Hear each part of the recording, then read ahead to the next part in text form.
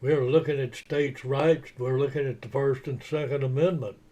And the First Amendment, in my opinion, is passive. The Second Amendment is absolute. And we got to look at the states' rights, though, because we got to get back. I'm a firm believer in states' rights over the federal government because we need to get back to the local situation. So a lot of states has violated the Constitution on the Second Amendment. But is it a violation of the Second Amendment, or is it just supporting those states' rights? And this is thoughts while thinking, and these opinions are mine, and we'll go from here. Your First Amendment rights are what you call passive rights. Freedom of speech, freedom of religion, the right to assemble, freedom of expression, freedom of the press, the right to petition your government for redress of grievances. All of those are passive rights that you have.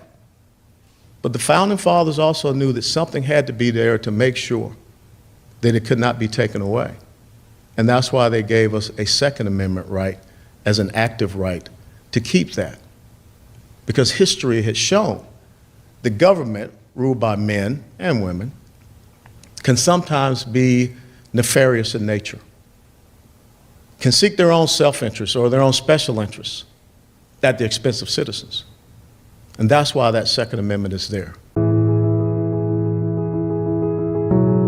When the Founding Fathers said that the people's right to keep and bear arms shall not be infringed, do you think that was a suggestion? Do you think that was a right that they wanted us to have forever, all American citizens? I think that was written 250 years ago, and its relevance today may be slightly different. Do you feel the same way about the First Amendment? Right. If you applied that same logic, then do you think that free speech should only be protected in print newspaper and not broadcast television and on social media? Severe restrictions on owning a gun, like severe restrictions on free speech, would violate the Second Amendment as the founders understood it. Maybe you think this understanding of the Second Amendment is outdated today, that the Constitution needs to change as public attitudes change.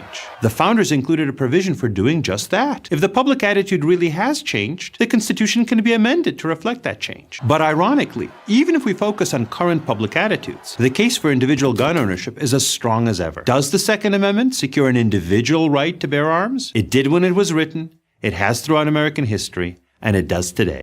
Well, I trust that you enjoyed the presentation on the Second Amendment. And I appreciate you liking, I appreciate you subscribing, and it's adios.